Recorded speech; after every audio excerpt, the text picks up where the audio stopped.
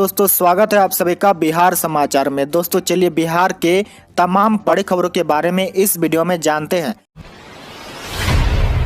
बड़ी खबर, लॉकडाउन के दौरान ग्रामीण इलाकों में सख्ती, सभी शादियां व श्राद्ध की बनेंगी रिपोर्ट। व्हाट्सएप ग्रुप पर बीमार ग्रामीणों की सूचना रहेगी। जी हां, बिहार के ग्रामीण इलाकों में लॉकडाउन का पालन सुनिश्चित करने के लिए और सख्ती बरती जाएगी। इसके लिए प्रखंड स्तर के अधिकारियों को विशेष जिम्मा दिया गया है। गाँव में होने वाली शादी व श्राद्ध कर्म की भी रिपोर्ट लिखी जाएगी। राज्य सरकार के दिशा निर्देश पर गाँव में लॉकडाउन का पालन कराने के लिए पुलिस की गश्ती बढ़ाने का निर्णय लिया गया है, ताकि गाँव में लॉकडाउन के नियमों का पालन हो सके। ऐसा नहीं करने वालों पर कार्रवाई की जाएगी। क्योंकि ग्रामीण क्षेत्रों में संक्रमण का दर अभी अधिक है और गांव के लोग जागरूकता के अभाव में शादी विवाह एवं श्राद्ध में जुट रहे हैं। ऐसे में संक्रमण घटने की जगह बढ़ने का खतरा है। इस कारण पुलिस की गश्त बढ़ाने का अनुरोध स्वास्थ्य विभाग ने पुलिस मुख्यालय से किया है। खबर, पटना विश्वविद्यालय में प्रवेश परीक्षा के लिए जल्द शुरू होगी प्रक्रिया, जाने आपको क्या करना है। जी हां, शैक्षणिक सत्र को नियमित करने के लिए पटना विश्वविद्यालय की ओर से नामांकन के लिए कवायद आरंभ कर दी गई है। पटना विश्वविद्यालय यानी पीयू बिहार का सबसे प्रतिष्ठित और पुराना विश्वविद्यालय भी है।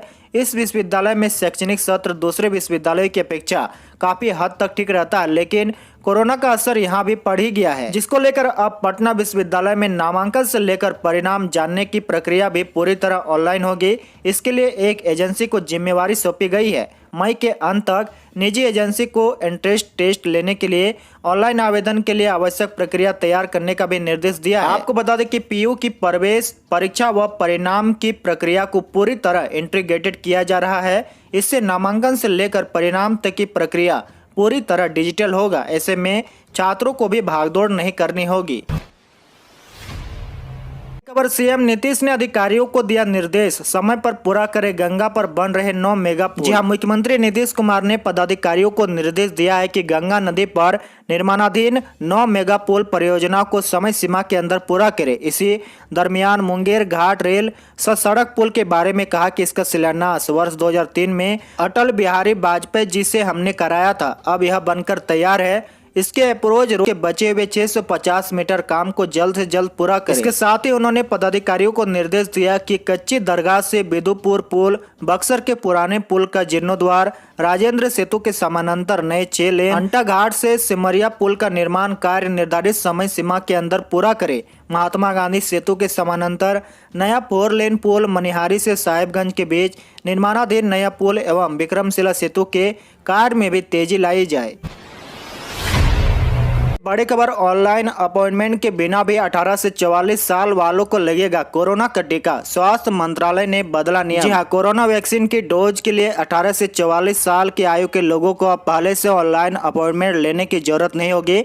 केंद्रीय स्वास्थ्य मंत्रालय ने आदेश दिया है कि इस आयु वर्ग के लोग सीधे वैक्सीनेशन केंद्र पर पहुंचकर टीका लगवा सकेंगे। हालांकि टीका लगवाने से पहले मौके पर ही cowin.government.in पर रजिस्ट्रेशन होगा। इस तरह पहले से बुकिंग के बिना अब सीधे ऑनलाइन रजिस्ट्रेशन के जरिए टीका लगवा सकेंगे। दरअसल कई राज्यों से वैक्सीन के लिए स्लॉट बुक किए जाने के बाद भी लोगों के न पहुंचने की स्थिति में टीकों के खराब होने की खबरें आ रही थी। इन रिपोर्ट्स के आधार पर ही केंद्रीय स्वास्थ्य मंत्रालय ने यह फैसला लिया है। इसके अलावा ग्रामीण स्तर पर ऑनलाइन बुकिंग के बारे में जानकारी के अभाव के चलते भी लोगों को दिक्कतों का सामना करना पड़ रहा था। बड़ी खबर, सीबीएसई 12वीं की परीक्षा को लेकर बिहार के शिक्षा मंत्री विजय चौधरी का बड़ा बयान, कहा अभी एग्जाम लेना ठीक नहीं। जी हां, सीबीएसई 12वीं के एग्जाम को लेकर शिक्षा मंत्री विजय चौधरी का बड़ा बयान सामने आया है। वे अभी परीक्षा कराने के लिए उचित समय नहीं मान रहे हैं। सोमवार को एक न्यूज चैनल से बातचीत करते हुए शिक्षा मंत्री विजय चौधरी ने कहा कि अभी बिहार में सीबीएसई परीक्षा कराना ठीक नहीं होगा, इसके लिए बाद में निर्णय लिया जाएगा। दरअसल सीबीएसई बोर्ड ने 10वीं की परीक्षा को पहले ही कैंसिल कर दिया है। 10वीं के सभी स्टूडेंट को 11वीं में प्रमोट किया जाएगा, लेकिन 12वीं पर कोई निर्णय नहीं होने की वजह से 10वीं के रिजल्ट के डेट भी बढ़ा दिए गए हैं। दूसरी ओर सीबीएसई बोर्ड की मीटिंग में यह कहा गया है कि 12वीं बोर्ड की परीक्षा को कैंसिल नहीं किया जाएगा और कोविड-19 प्रोटोकॉल के बीच 2020 की तरह जुलाई में परीक्षा ली जाएगी। इस संबंध में केंद्रीय शिक्षा मंत्री रमेश पोखरियाल ने सभी राज्य के शिक्षा मंत्रियों को इस संबंध में अपना फीडबैक देने को कहा है, जिसको लेकर बिहार के शिक्षा मंत्री विजय चौधरी ने मीडिया से बात करते हुए कहा कि लॉकडाउन से कोरोना के मामले कम हुए हैं, सभी स्कूल और कॉलेज पहले से बंद है। अब इस सिचुएशन के अनुसार लोगों के घरों में रहना ज्यादा सुरक्षित है, खासकर बच्चों को अभी बिल्कुल ही लापरवाही करने की जरूरत नहीं है। ऐसे समय में सीबीएसई परीक्षा कराना उचित नहीं है। बड़ी खबर, 16 जिलों में आंधी पानी के साथ वज्रपात का अलर्ट। बिहार में 26 मई से एक सप्ताह तक दिखेगा यस तूफान का प्रभाव। 22 जिलों में मध्य बारिश के आसार। जी हां, बंगाल के खाड़ी में सक्रिय यस तूफान का असर बिहार के 38 जिलों में होगा। 22 जिलों में मध्य बारिश और 16 जिलों में आंधी तूफान के साथ तेज हवाएं चलेगी और वज्रपात की भी संभावना है। 26 मई से 7 दिनों तक इसका प्रभाव देखा जाएगा। मौसम विभाग के अनुसार बंगाल की खाड़ी में सक्रिय तूफान उड़ीसा से लगभग 450 किलोमीटर दूर है। 26 मई की शाम से इसके उड़ीसा और पश्चिम बंगाल पहुंचने की संभावना है। इसके बाद झारखंड होते हुए बिहार में यह प्रवेश करेगा। साथ ही आपको बता दें कि 28 मई के बाद बिहार के दक्षिणी हिस्से में स्थित पटना, गया, नालंदा, बेगूसराय, नवादा में तेज हवा के साथ मध्यम बारिश के आसार है। बड़ी खबर, पप्पू यादव की गिरफ्तारी के विरोध में 26 मई को काला दिवस मनाएगी जाप। 27 को अर्धनग्न प्रदर्शन करेंगे कार्यकर्ता। जी हां, जाप के प्रदेश अध्यक्ष राघवेंद्र कुशवाहा ने बताया कि जन अधिकार पार्टी के राष्ट्रीय अध्यक्ष व पूर्व सांसद राजेश रंजन उर्फ पप्पू यादव की रिहाई हेतु एक उच्च स्तरीय शिष्टमंडल राजनीतिक पार्टी के अध्यक्षों से मिलेगा। आज बेड़ी और हथकड़ी के साथ प्रदर्शन होगा। संयुक्त किसान संघर्ष समिति द्वारा घोषित आगामी 26 मई को काला दिवस को जन अधिकार पार्टी पूरे बिहार में सक्रिय रूप से मनाएगी। अगली बड़ी खबर, बिहार में कोविड-19 में अनाथ हुए बच्चों को मिलेगा परवरिश की राशि। सरकार ने जारी किए निर्देश। जी हां, कोरोना काल के बाद एक बार फिर गरीब परिवार के बच्चों की परवरिश को राशि देने की योजना गति पकड़ेगी। परवरिश योजना के तहत अनाथ, गरीब, बेसहारा व असाध्य रोग से पीड़ित बच्चों के पालन पोषण के लिए सरकार प्रति माह अनुदान की राशि उपलब्ध कराएगी। इसके तहत बच्चों को 900 व 1000 की राशि प्रति माह उपलब्ध कराएगी। इस योजना का लाभ बच्चों को 18 साल की आयु पूर्ण होने तक मिलेगी। इतना ही नहीं, एड्स जैसे रोग से ग्रसित लोगों के बच्चों को भी इस योजना का लाभ दिया जाएगा। आपको बता दें कि गोपालगंज में समाज कल्याण विभाग ने जिला प्रशासन को आवेदन प्राप्त करने का निर्देश जारी किया है, ताकि बच्चों की बेहतर परवरिश के लिए योजना का अधिक से अधिक लाभ बच्चों को दिया जा सके।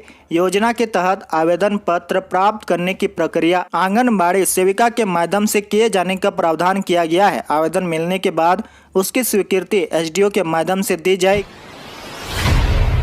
बड़ी खबर, सीएम नीतीश का अधिकारियों को निर्देश। कोरोना से मरने वालों की जानकारी जुटाकर बांटे 4 लाख मुआवजा। जी हां, मुख्यमंत्री नीतीश कुमार ने जिला अधिकारियों को निर्देश दिया है कि कोरोना संक्रमण से जिनकी मृत्यु हुई है उनकी पूरी जानकारी जुटाए और उनके परिजनों को अनुग्रह राशि उपलब्ध कराए। उन्होंने कहा कि कोरोना से मरने वालों के आश्रितों को मुख्यमंत्री राहत कोष से 4 लाख रुपए दिए जा रहे हैं। मुख्यमंत्री ने सोमवार को वीडियो कॉन्फ्रेंसिंग के माध्यम से आपदा प्रबंधन समूह की बैठक की और कोरोना संक्रमण की अद्यतन स्थिति की जानकारी भी ली।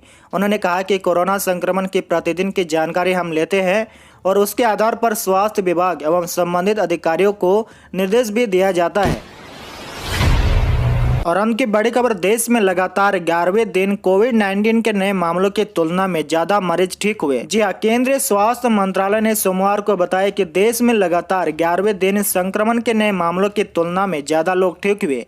वहीं संक्रमण दर घटकर 8.09% हो गई है। साप्ताहिक संक्रमण दर भी घटकर 12.66% हो गई है। देश में 10 मई को शीर्ष पर पहुंचने के बाद उपचाराधीन मरीजों की संख्या में कमी आ रही है। पिछले 24 घंटे में उपचाराधीन मरीजों की संख्या में 84,683 की कमी आने के बाद अब 27,20,716 मरीज